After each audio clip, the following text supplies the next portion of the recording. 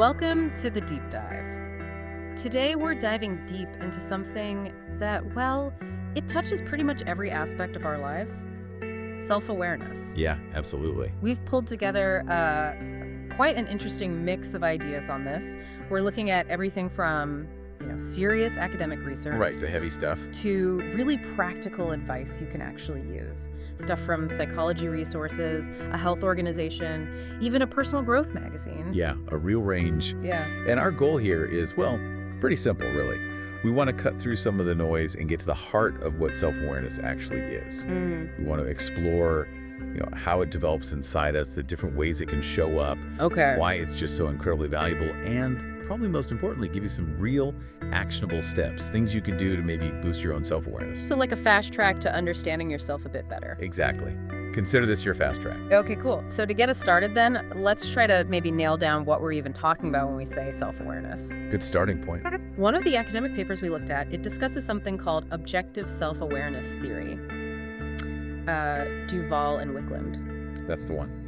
It introduces this really fascinating idea, this concept of being able to look at yourself almost from the outside, like you're observing yourself. Right, like your attention turns inward and you become the object of your own focus. Okay. And they contrast this with, the normal state where your attention is just directed outwards at everything else happening around you. Right, like just living in the moment, not thinking about yourself. Pretty much. And going back even further, there was a thinker named Mead way back in 1934. Okay. He had a similar kind of idea. He talked about self-consciousness as essentially seeing yourself as an object.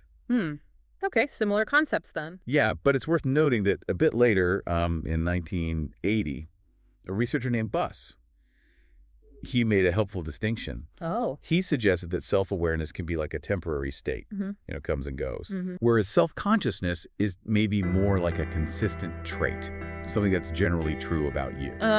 Okay. Yeah. State versus trait. Exactly.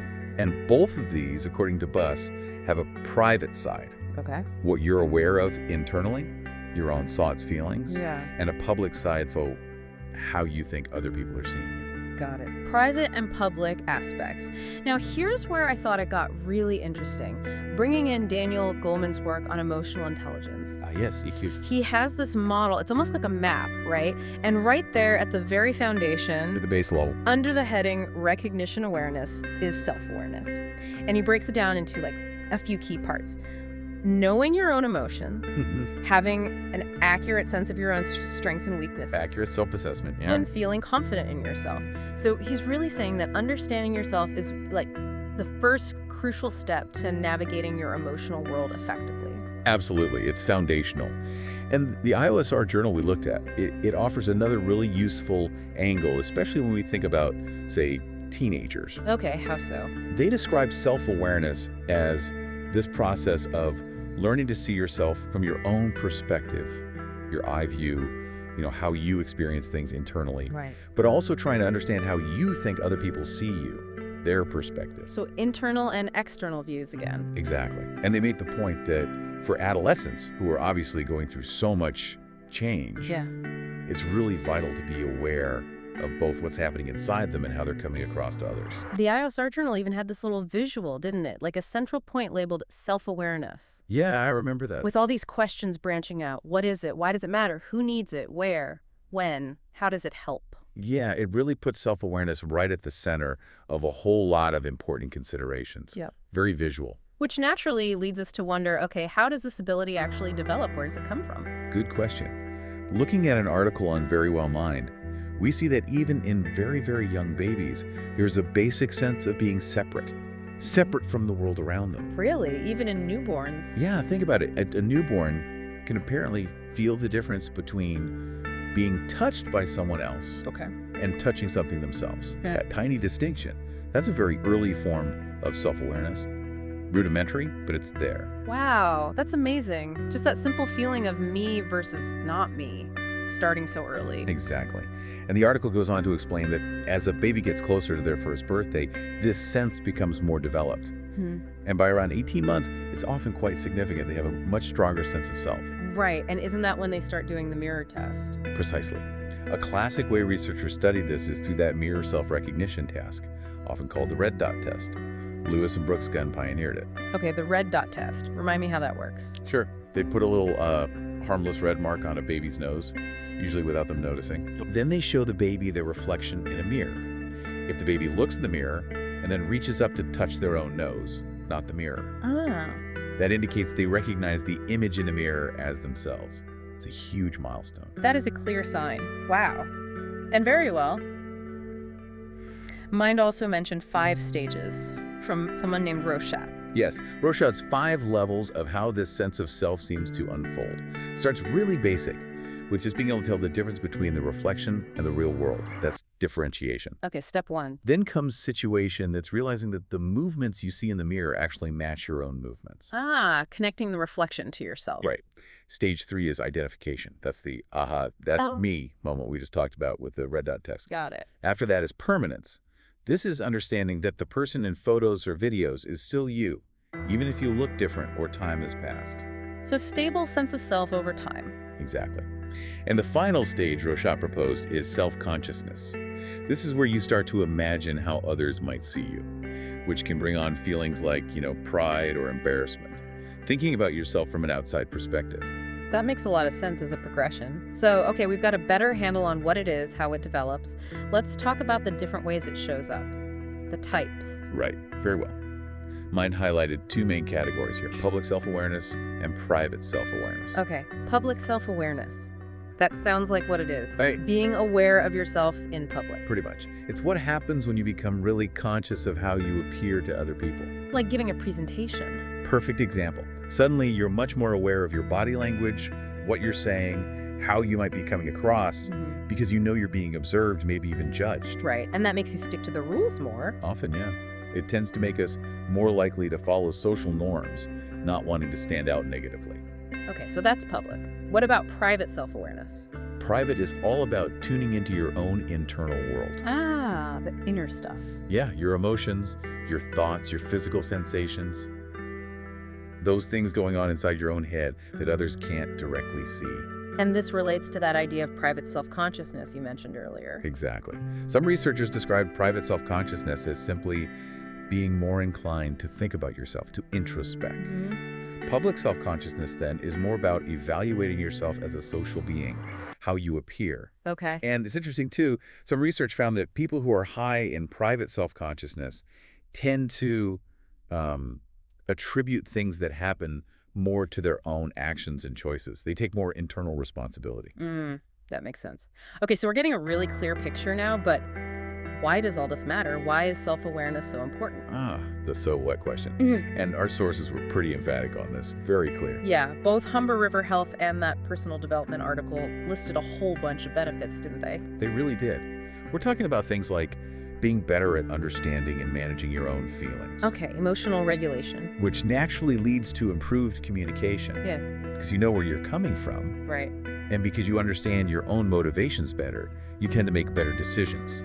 Decisions that align with you. It also strengthens your relationships, boosts your overall happiness and confidence, can even lead to more satisfaction at work, better leadership skills. Wow, quite a list. It really is. Ultimately, self-awareness gives you a broader perspective on things and empowers you to make more thoughtful choices in life. The IOSR journal really hammered this home too, didn't it? Especially thinking about young people again. Yeah, they basically said self-awareness is the absolute foundation for personal growth and future development. Right. When you approach situations by asking yourself those key questions, the what, why, who, where, when, how we mentioned, having a strong sense of self-awareness just makes your actions much more meaningful, more effective. And that personal development source specifically linked self-awareness to emotional intelligence, right? Drew a direct line. That crucial ability to recognize and manage your own emotions and to understand and empathize with others' emotions. Empathy too, okay. Yeah, and self-awareness encourages self-reflection. You start to look back, identify patterns in your thoughts, your behaviors. And hopefully make positive changes. That's the goal. It helps you see where you might want to adjust things. It also helps you get in touch with your core values, right? What really matters to you. Exactly, and what truly motivates you. When you understand those things, you're much more likely to make authentic decisions, choices that really align with who you are deep down, not just what you think you should do. That sounds incredibly valuable. Plus, you mentioned relationships. Yeah, by being more aware of how your own words and actions actually affect other people. Your impact. Right, your impact. You can build stronger, more positive, more rewarding relationships, and maybe most importantly, self-awareness builds resilience. Resilience. How so? Well, when you know your strengths and your weaknesses clearly, you can lean on your strengths when you face challenges. You know what resources you have internally. Okay, leverage your strengths. That makes sense. And there was that study you mentioned, the ripple effect. Oh, yeah, from 2002. Yeah. About emotions being contagious. Exactly. It showed how our own emotional state can actually influence how well people in a group cooperate or how likely they are to get into conflict. So understanding your own emotions isn't just about you, it affects everyone around you. Precisely. It underscores the importance of knowing your own emotional state because it has these ripple effects far beyond just your own skin. Okay, convinced. Self-awareness is super important. Therefore, the big question. How do we actually get better at it? Any practical tips? Yes, definitely. And Humber River Health offered some really good, down-to-earth suggestions. Okay, like what? Well, first, just cultivating a sense of curiosity about yourself. Being willing to explore your inner thoughts and feelings without immediately judging them. Just observe. Be an observer of your own mind. Okay. Keeping a journal came up too. Maybe tracking what triggers positive emotions, or just generally reflecting. It ties into being more present and mindful. Mindfulness, yeah. That seems key. What else? They also suggested something that can be a bit daunting, but really valuable. Oh. Asking for feedback from others. Ah, yes. Tough but useful. Getting their perspective on how you come across. It can provide really important insights you might miss yourself. Definitely. What about conflict situations? Yeah, they suggested trying to step back and look at the situation almost like a neutral observer, taking that third-person perspective. Detaching a bit. Exactly. And just regularly checking in with yourself. Pausing throughout the day to ask, how am I feeling right now? What might be driving those feelings? Great little self-awareness check-ins. I like that. Yeah. And finally, they emphasize just always being open to learning, continuously learning about yourself and the world, and reflecting on how that new knowledge is impacting you, how it serves you. Okay, that's a great list from Humber River Health. Did the personal development source add anything on journaling? It really emphasized journaling as a powerful tool for self-reflection. They suggested setting aside specific time, maybe daily or weekly. Okay. Letting your thoughts flow freely without editing, just free writing. Really digging into your feelings and thoughts, asking yourself questions on paper. And then reviewing it. Yeah, going back periodically to look for recurring themes, patterns, insights, see what comes up over time. That sounds like a deep dive in itself. What about things like meditation? Definitely. Practices like meditation and mindfulness were highlighted as great ways to enhance self-awareness. How do they help specifically? By training you to focus on the present moment and to observe your thoughts and emotions without judgment. You just watch them come and go. It helps you gain a clearer, more objective view of your internal landscape. Less caught up in the thoughts, more observing them. Precisely. And very well decently.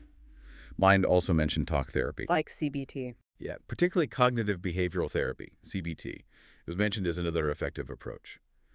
By working with a therapist, you can understand the underlying causes of, say, negative thought patterns. And become better equipped to manage them and maybe change them. Okay. And going back to Goleman for a sec, his idea of self-management. Right, which follows self-awareness in his model. What does that involve? Things like emotional self-control, being transparent or authentic, adapting to change, striving for achievement, taking initiative, maintaining optimism. Okay, a lot there. Yeah, and it connects to having strategies to regain clarity when your emotions feel overwhelming, like that hijack feeling one source mentioned. Self-awareness helps you notice the hijack. Self-management helps you deal with it. Got it.